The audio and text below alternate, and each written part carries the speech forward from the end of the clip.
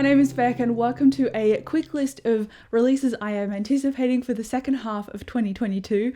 I didn't think I'd have many for this list, but when I sat down and actually made it, I realized I had about 5 or 6 things, so let's jump into it. The first thing I want to talk about is Lore Olympus.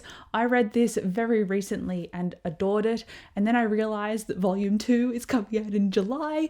This is a graphic novel series and it's a webcomic, but it's being made into physical copies, and so obviously I could catch up online if I wanted to, but I really like the tactile feeling of being able to just flip through the art and have the volume physically, and so I'm really looking forward to it coming out in July. I've only read the first volume, I read the first couple of panels online, and I do prefer reading physically, so I'm really excited about this. It's a Hades and Persephone retelling, but it does have darker themes in it to balance out all of the lighter ones, so while the characters can be light and bubbly and lovely, not all of them obviously, there are some more villainous characters, there are darker themes of rape and sexual assault, and also the gods are very much present day, so they have mobile phones and social media, and so I think it's a really modernized take on the gods. It's really enjoyable, but be aware of the trigger warnings going into it because I didn't realize, and it was very confronting, but I'm not someone who gets triggered by that kind of thing, so I'm quite lucky, but if you do,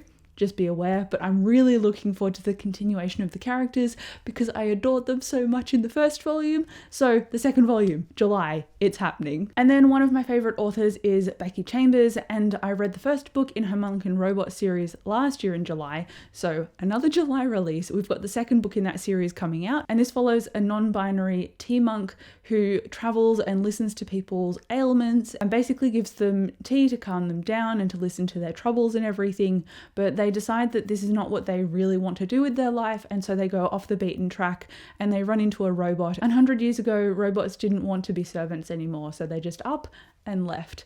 And so when this tea monk is venturing out by themselves, they run into a robot, and it's really just their talking heads, and it's very character driven.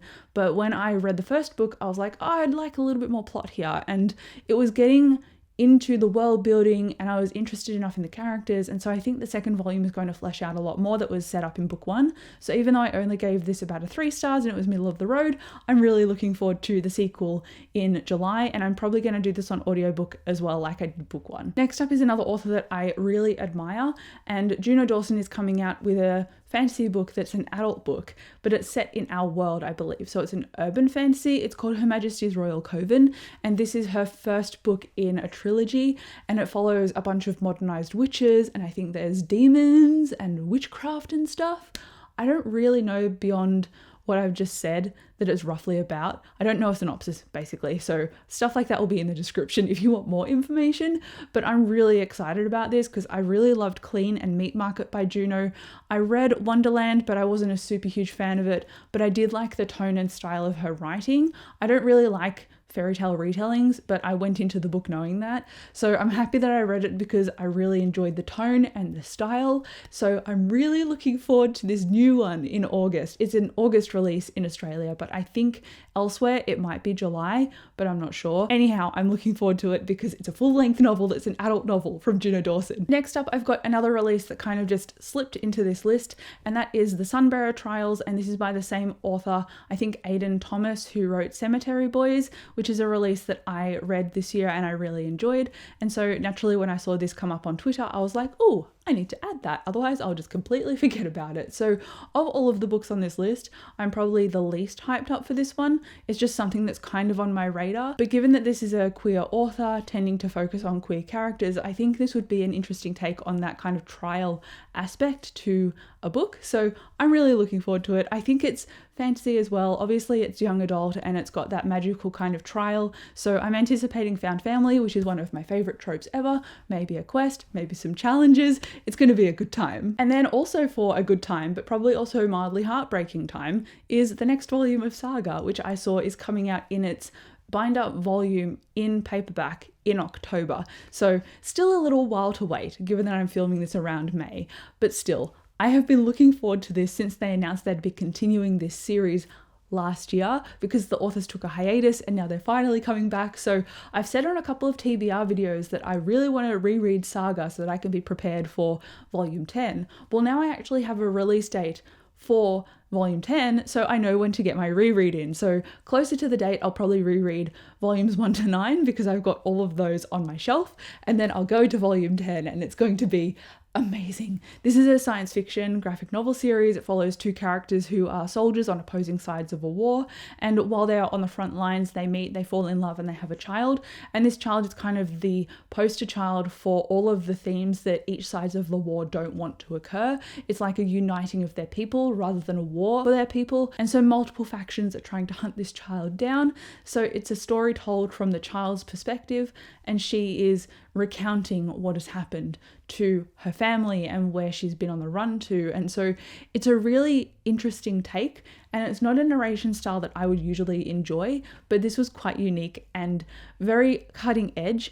And I love the art style of Fiona Staples and the storytelling of Brian K. Vaughan. So it's been amazing, and I've given all of the volumes about 4 or 5 stars. So it's a highly rated series for me, and that's why I'm anticipating volume 10. And then I recently read The Atlas 6 and I really enjoyed it. It was such a cool take on the urban fantasy and dark academia path, and I liked all of the characters that were in it, even though none of them were necessarily good or bad. They were kind of just morally grey, doing their own thing.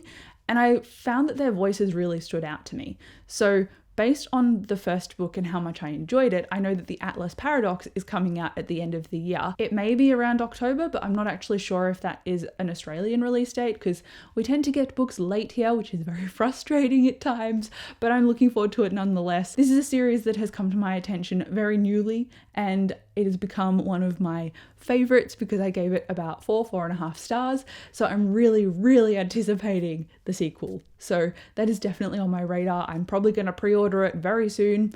I will not be disappointed. I will not forget it. I'm looking forward to it. And lastly, we've got 2 books that I have definitely talked about before. So the second last one is The Lost Metal by Brandon Sanderson, which is his Mistborn Era 2 conclusion. So Mistborn Era 1 is the Final Empire, Well of Ascension, Hero of Ages. That's his first era. And then about 300 years later in the same world, following obviously different characters, you've got Mistborn Era 2.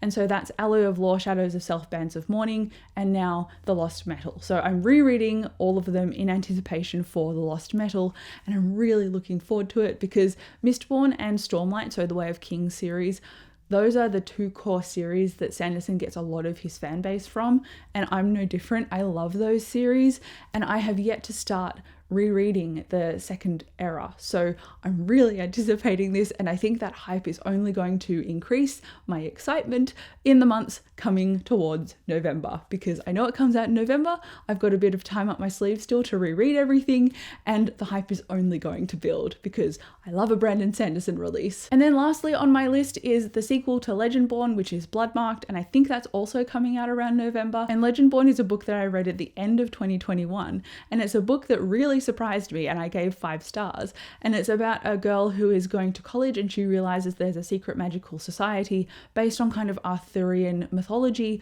living at her college. And her mum also at the beginning of the book, just before the book opens, passes away. And so we're dealing a lot with race, we're dealing with grief, we're dealing with secret societies and magic. And I really like the balance of this book. It dealt with themes of grief and character development, but also magic in a way that I could really enjoy and appreciate. And so because I loved it so much, I'm obviously anticipating Bloodmarked.